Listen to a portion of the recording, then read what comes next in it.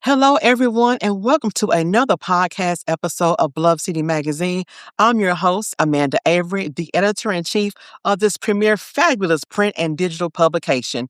We highlight the movers and the shakers and the change makers right here in the Mid-South. And today, joining me is another change maker, also part of our Women Who Lead series, two-term elected Criminal Court Clerk and candidate running for Shelby County Mayor, Heidi Kuhn. Heidi, how are you? I am well. Thank you so much for having me. No, thank you for joining us today, and we're so excited to get into your story. I just want you guys to know I learned something recently about Heidi.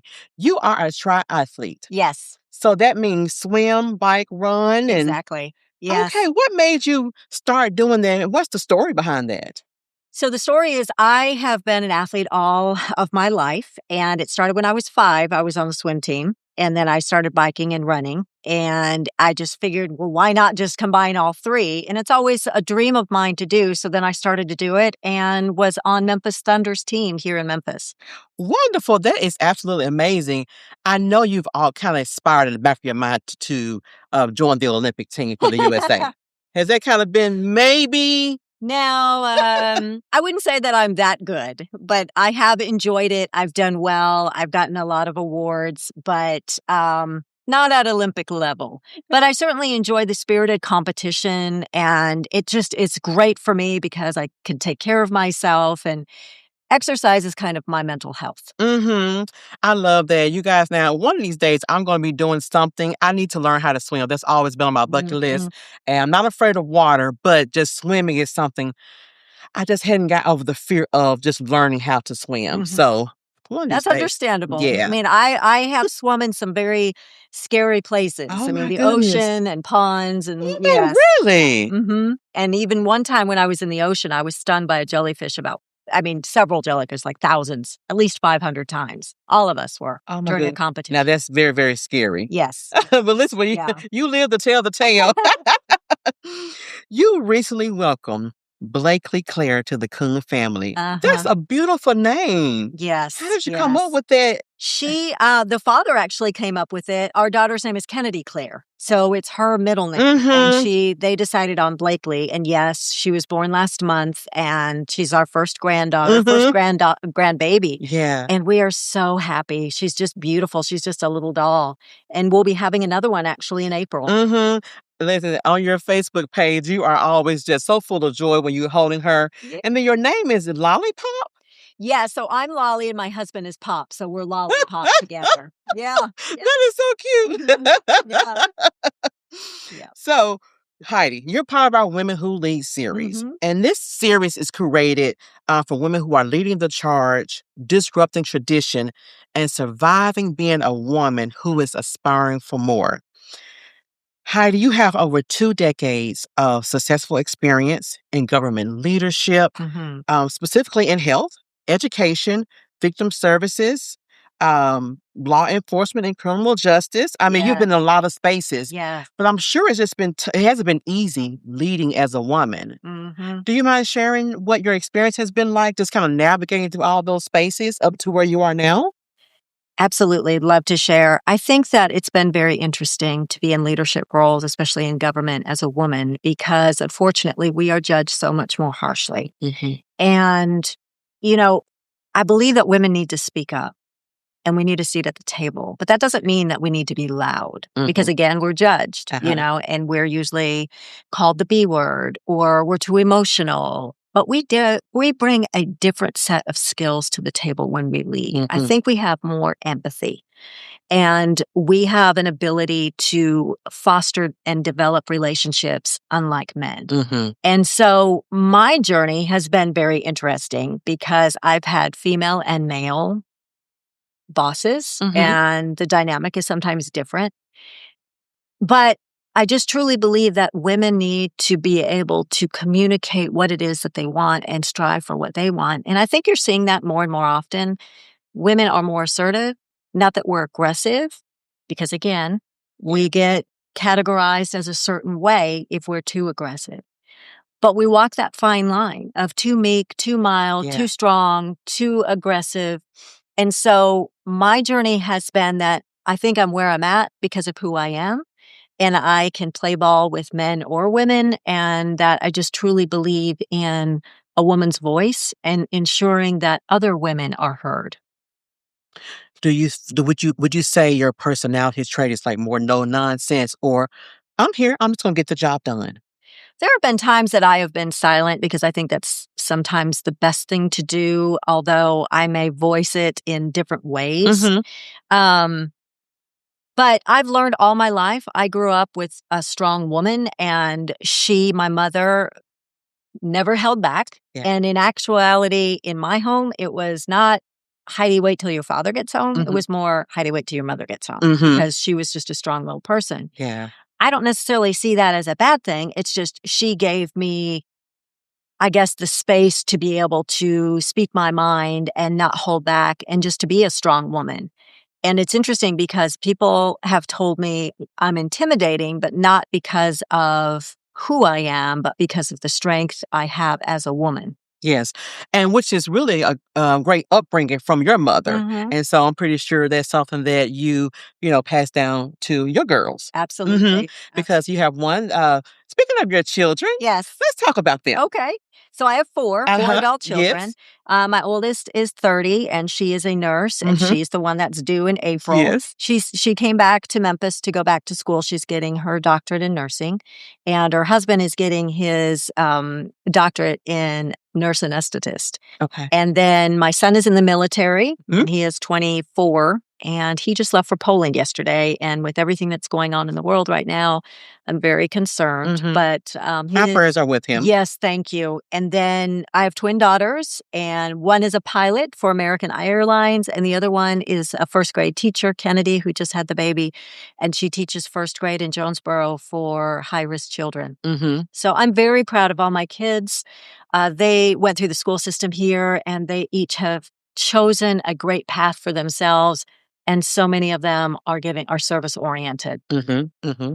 Well, that's wonderful to hear about your family. I do want to ask, as a Caucasian woman, Mm-hmm. some might assume you haven't faced the same hurdles as others, in leadership. How do you respond to that narrative? A lot of people ask me, how can I represent maybe the African American community? Mhm. But in my history and in my experience, it's been African Americans who I've affected the most in Memphis and Shelby County. You mentioned I started my journey in the health department, and I helped reduce adolescent pregnancy as well as providing funding for HIV and AIDS. And all of those clients were African American. Then at the Crime Victim Center, where I was the executive director, assisting women in domestic violence situations, as well as aiding families that have experienced a homicide in their family. And then as deputy director of community services, overall victim and offender services, aging and veterans affairs. And in my current role, affecting individuals, defendants, especially in expungements, predominantly all African American. So I really don't think leadership has a color. I think it has a respect. And you need to identify who you're working with. And I feel that, and honestly, I have a lot of African Americans in my family. Mhm. You just mentioned my granddaughter. Yes. She is biracial. I have nieces and nephews who are biracial. My sister-in-law is from Africa. So it's always been in my family, and I just believe in true leadership and speaking for the people, not for a subset. Leadership doesn't have a color. That is so profound. Mm-hmm. I love that. So now you're currently serving as criminal court clerk, your second term. So since Correct. 2018. Yes. Now you've modernized the office. You've kind of introduced some online payments. You've really brought it up to standards. Yes. Were they still running Windows 7 there? It was very archaic. Uh-huh. And for those people that don't know, when I walked into a mess. And I needed to do a forensic audit because there was some questionable things that were happening. We found checks in drawers that hadn't been cashed. We found hidden files. So I wanted to make sure that I stepped out on the right foot and ensured that there was transparency within my office. And so we did the forensic audit, and we had a handle on the finances, and then just improved from there. And you said set standard, but I believe we've gone above and beyond because the things that we have implemented not have only helped the office, but have helped the community. Online payment system, as you mentioned. We've done the expungements. We have something called a settlement solution program so that if an individual owes fines and fees, and if they haven't paid and it's over $1,000, they can come in and provide us with 50% of what they owe, and I will zero out the balance because that is just an incentive for them to get an expungement and offering them a second chance. Would you mind sharing with our viewers the role and responsibility of the criminal court clerk? Sure. So the criminal court clerk's office, we are responsible and the record keeper of all the 9 criminal courts. And what that means is we make sure that the jacket or the file, we have all of that information. We keep a record of every case that happens. We're also the keeper of all of the evidence in the cases. And let me just ask you, how much evidence do you think we carry? Do you have any idea? I don't. Yeah. We have over 1 million pieces of evidence. So we actually have 2 warehouses. So we are the custodian of all the evidence for pretrial as well as during trial, and then we dispose of it afterwards. And then we do things such as expungement and settlement solution on the back end. So someone coming into the role after you leave, they're going to have a very heavy responsibility. Yes. Number one, just maintaining what you've built, Yes. what the court has built. And then number 2, just making sure, that, hey, we're going to be able to handle all the new cases and information that's coming in. Absolutely. And I think we've really changed the culture of the office because no one really knew who or what the criminal court clerk's office does. And I think for the most part, most public, they don't know. And so I wanted to bring it to light and have people have an understanding of what we do, because most individuals don't understand it unless they're touching it. I understand many don't want to. But I think bringing it to light, marketing it, making sure people understand that it's an important role and what we do is important. So we've tried to change the culture of what we do, how we do it, and improving services for not only those that are customers, but the public as well. And I'm very proud to say that I believe a lot in giving back to the community. It's been instilled in me. My family, we've always done it. And so what we do in the criminal court clerk's office, and I don't mandate it, it's completely voluntary, is we give back to the community. So we do certain things like food drives, clothing drives. We make sack lunches in July every year for the homeless, and we write inspirational things on their sack lunch. We've done prom dress drives. We make hygiene kits for women in domestic violence shelters.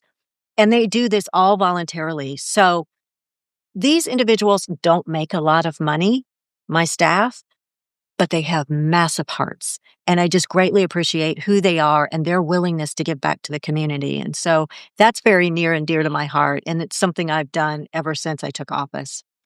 Really? Well, I am not aware everything that the criminal court clerk does, or just the office, but navigating through this new this political season, I'm learning quite a bit. Sure. So thank you for sharing that. You mentioned just a while ago about the expungement clinics. Now, you just hosted your 32nd. Correct. And you've helped create 10,000 plus expungements. By giving people a second chance. So can you explain to our viewers actually the purpose of the expungement clinics and how it came to be? Absolutely. So I always believe that we want to take the expungement clinics to the community because I work at 201 Poplar and I didn't want everybody to have to come there. And I wanted to ensure that we were taking it to different places in the community. And so that's why we've had 32. We've held them at churches, we've held them at community centers, and it's really bringing a person back to whole. What we want to do is check their eligibility, and whether they're eligible or not, there's also vendors there. We usually have about 25 vendors. We have educational services, community services, employment services. We've had a lot of people that have actually left the expungement clinic with a job. And so it's really important to me, and we usually see between 100 to even up to 800 people at these clinics. And we expunge close to 20 to 30% of those. And so that equates to close to the 10,000 individuals that we've expunged. And the great thing about it is I look at it as not just expunging an individual, but you're expunging a family and you're helping a community. People talk about reducing the crime rate. Well, this is one way that we're assisting in that. Granted, we're a small cog in the wheel of justice. Yeah. but we're assisting in that. So we lower the recidivism rate Mhm. because individuals who receive an expungement are less likely to go back to a life of crime. And people need to understand that the things that we're expunging are lower level crimes, misdemeanors, some felonies, and are nonviolent crimes. I always get pushback of, oh, you're letting out rapists or murderers. No, it's typically drug charges and usually victimless. What is the criteria for someone who needs their record expunged? So again, it has to be a nonviolent crime, and they can come in, and we can expunge felonies A through E, but it varies on the case. So I always encourage people to either come to a clinic, but they don't need to come to a clinic. If you are curious about your eligibility, you can call the office, or you can come down to the office, or even apply online on our website. And you mentioned doing what you do kind of helps make the person whole. Mm-hmm. So establishing someone's credibility or just their sense of worth back into the system kind of really helps just the community as a whole. Right. So now they have a job. Mm-hmm. They can work and provide for their family. And now crime rate will be a little bit lower. Mm-hmm. And I think that helps the city as a whole. Absolutely. And, we've all made decisions that maybe we're not so proud of. Some of us may have been caught and others not. The testimonials that I've received from individuals that have received an expungement are really the reason why I do this. And I often say that just because you have a past doesn't mean you can't have a future. Do you have a standout story that just sticks out in your mind? I have so many, Uh-huh. but there is one individual who is a pastor here in Memphis, and he had been trying to get an expungement for years and years, even petitioned the governor, and they denied it. And the late Ricky Floyd told this individual to call me to see if we could help. He had spent thousands of dollars to try and get an expungement, which, let me tell you, it doesn't cost anything to get an expungement. Zero. You don't need to hire a lawyer. It doesn't cost anything People unless think that they that's think the process. Yes, but unless you owe fines and fees, you have to pay for that. But it doesn't cost, because I actually had the opportunity to waive the fee for an expungement. And so I was the only clerk in the state of Tennessee to do that. But this individual called me, we worked on it, and we were able to get an expungement. And he, after years and thousands of dollars, was just in tears. And he had the letter, the expungement letter, and he took it to his father's grave because he wanted to clear his name because he was a junior. And he said, I did it for my daddy because it's his name and I wanted to clear his name. So just think that's just one story of maybe the 10,000. And there's so many different ones. And what's interesting to me is that so many people think, oh, it's just men who are getting expunged. And we're talking about women, right? Yeah. Today, there's over 3,500 women that I've expunged. And most of these women need jobs. A lot of them are single mothers. They need a job. They aren't able to get one because their background check pops up. And so this provides them an opportunity to get a job and to be able to get insurance, to care for their child or children. And so that just warms my heart too. So I always say during these expungement clinics, this is a no judgment zone because, again, we've all made mistakes. And my goal is to just get people on the right track. And our past doesn't have to define us. Absolutely. And we think that. Mm-hmm. We think we've done so bad that there's just no recourse now. Mm-hmm. Well, Heidi, that is amazing. Thank Yes. you. Yeah, I love it. We actually just expunged an 82-year-old man. Oh. And he's had this on his record for 50 years. And of course, he's not going to go out and get a job, but he just wanted that weight lifted from him. Mm-hmm. So, speaking of weight being lifted, leadership is a heavy mantle. It's a heavy calling. It's just heavy. What has leadership cost you personally that people just don't see? What does it cost me? I think sometimes people don't take women seriously and they just kind of want to pat you on the head or, oh, you're in this position, or perhaps you got that position by doing certain things instead of your experience, your skills, or your education. And so sometimes it's cost me to have to stand up and say, this is how I did it, or this is why I did it. And I don't think men have to deal with that. Men never have to explain why they're where they are. But women, oftentimes, we have to do that. And I think that's unacceptable. And it's such a double standard. It is a double standard. Absolutely. Well, Heidi, let's get into your campaign. Okay. Would you mind sharing with us first the responsibility of the county mayor's office? Well, I'm glad you asked that because so many people don't understand. We don't do potholes and we don't do MATA, but the Shelby County Sheriff or Shelby County Mayor is responsible for the collection of the taxes and the dissemination and allocation of those taxes, which whether it be the med, the general fund, law enforcement, or the schools, and also programming throughout the county. So operating a big budget is included with that. Absolutely. It's a $1.6 billion budget. Wow. Okay. So far, neither Memphis or Shelby County has ever had a woman mayor. Now, we've seen it in Germantown and Collierville. Do you think Shelby County is afraid of a woman in that top executive seat? You know, it's interesting that people ask me that all the time. Do you think people are ready for a woman? And what I tell them is they're ready for Heidi Kuhn. Whether it's a woman or not, I just said, leadership doesn't have a color, but it doesn't have a gender either. Absolutely. And I just truly believe that if you are an effective leader and you have proven results and you have worked in the community, that's why people should vote for you. Not because of your gender, not because of your race. Okay, then. Yeah. Did y'all hear that? Now, you mentioned, and I read this on your post, the late Honorable Bill Morris. He played a very powerful role in your decision to run for Shelby County Mayor. Yes. And you were weighing the decision, and he gave you some very colorful and direct advice. Do you remember what he said to you that day? Of course, yes. And that stays in my head all the time. So Mayor Morris and I, we've been friends for a very long time. And about 2 years ago, I had a conversation with him. We were sitting down at lunch. And I told him this is what I was considering. And he just looked at me and he puts his fork down and he says, well, Heidi, in that Southern drawl that he had, he said, well, Heidi, why the hell not? He said, you've done the work. You have proven results. And this is just the natural next step for you. And so that has lived in my brain all of this time. And for people that remember, Mayor Morris was a great cheerleader for Shelby County. And yes, it was. We don't see that leadership like we did back then. I mean, in all honesty, we haven't even had a new road made since Mayor Morris. He was a cheerleader, and it didn't matter where he went, whether it was Memphis, whether it was Collierville, whether it was China. He was going to go and promote Shelby County because he truly believed in that. And that is the leadership that I would love to follow.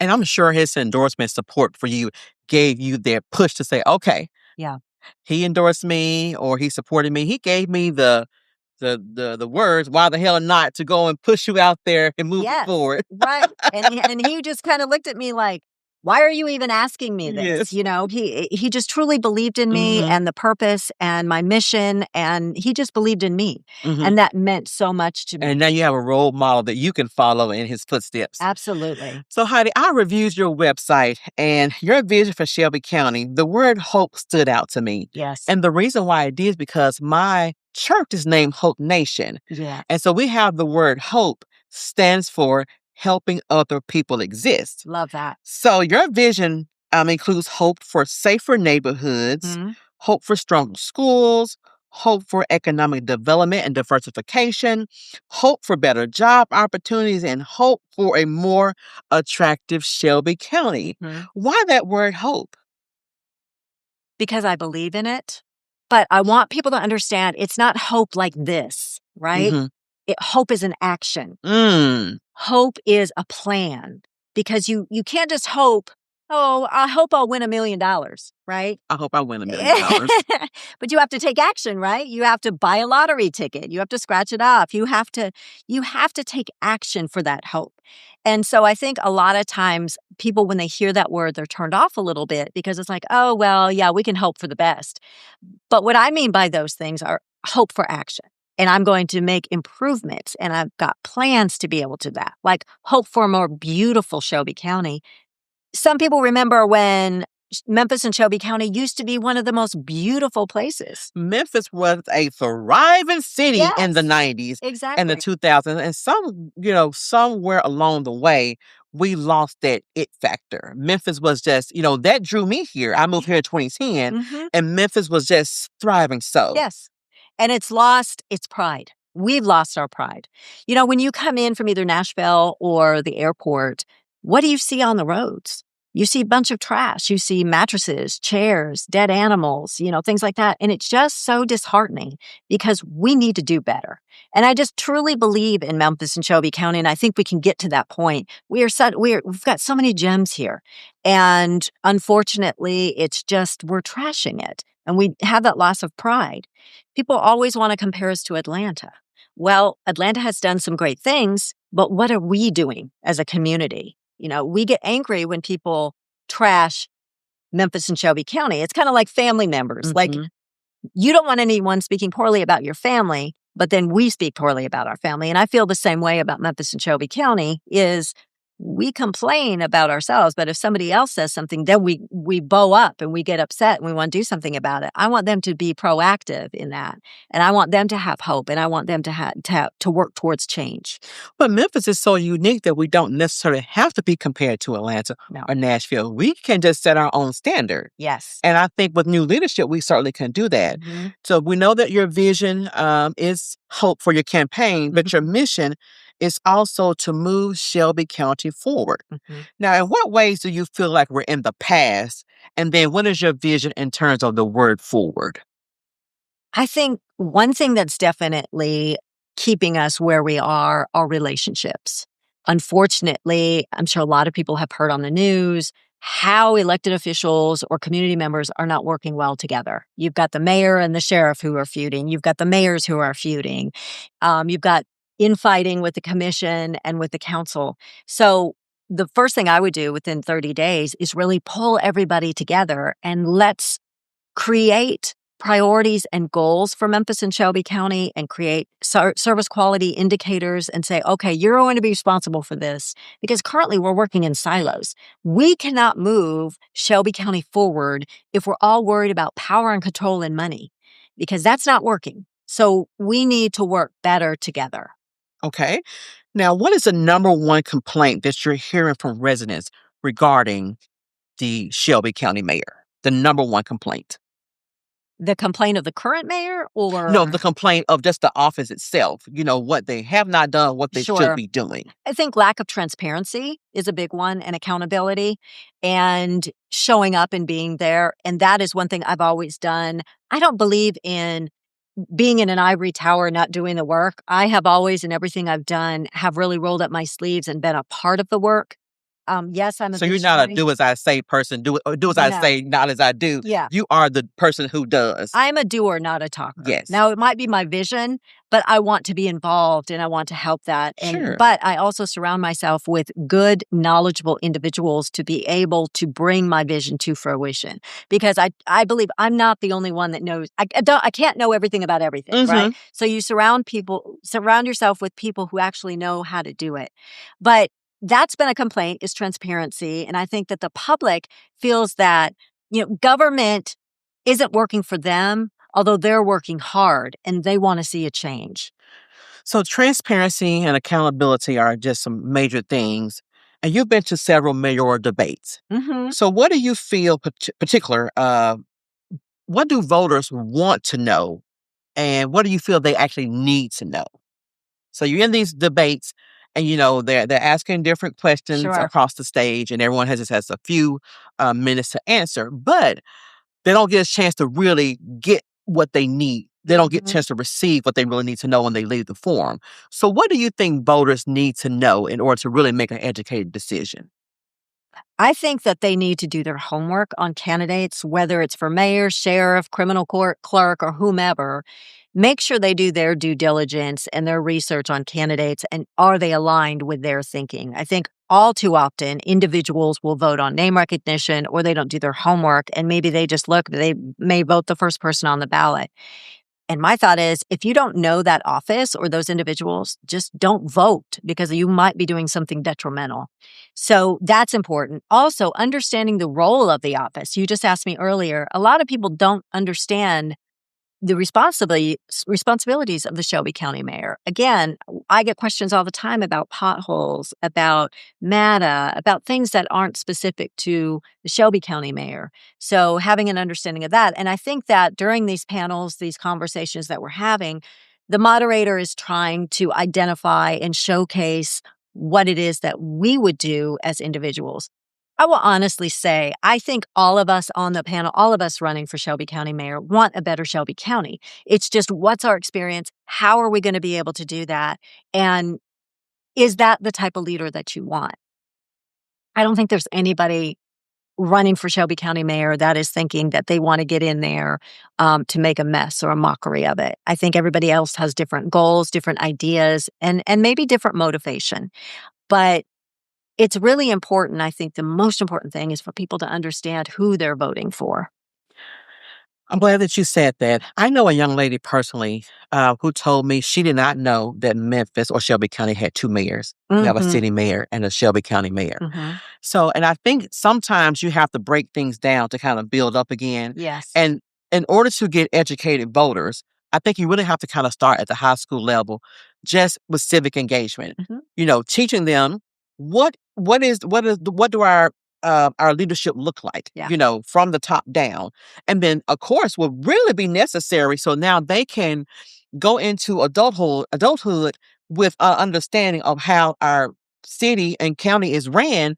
Then they can learn what to look for a great candidate, right? Yes. And we don't really necessarily have that right now. We don't. And I'm glad you mentioned that, because yesterday I was at Central High School. And I was communicating to the seniors there. They did a voter registration, which I absolutely love. I've gone for the last 4 years to speak to the seniors on the importance of voting and voter registration, and communicated to them. I asked them, so who do you think votes, men or women?